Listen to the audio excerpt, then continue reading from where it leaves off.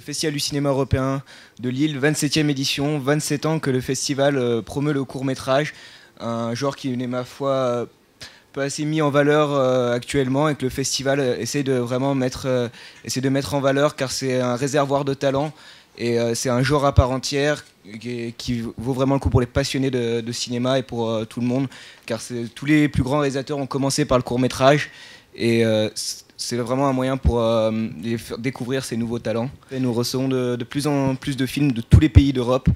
Cette année, nous avons reçu 1650 films qui ont été proposés au comité de sélection, qui en a retiré 63, que vous avez l'occasion de voir toute la semaine à l'UGC, au Frénois à Tourcoing et au Majestic à Roubaix. Le fait que ce soit une équipe étudiante, jeune, ça m'a rappelé évidemment mes jeunes années à Reims, quand j'ai découvert le cinéma grâce justement au ciné-club de mon lycée, c'était le lycée Georges Clemenceau, et j'ai découvert à ce moment-là un monde. Je peux vraiment dire, bon, la littérature, j'ai toujours adoré, donc les livres, ça m'avait déjà beaucoup parlé, mais de découvrir ce qu'était cette clé d'accès à un monde souvent plus onirique, ça a été pour moi magique, je n'ai jamais oublié.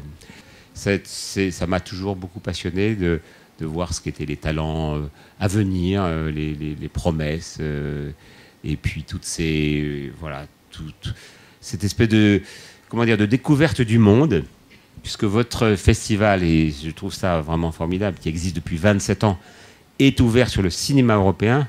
J'imagine que dans les 600, vous avez dit 600...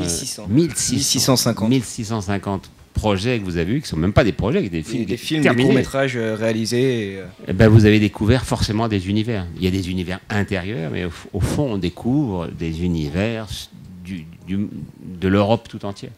Donc de ce point de vue, moi je trouve que c'est formidable parce que ça ouvre l'esprit. Donc cet aspect ouverture est capital.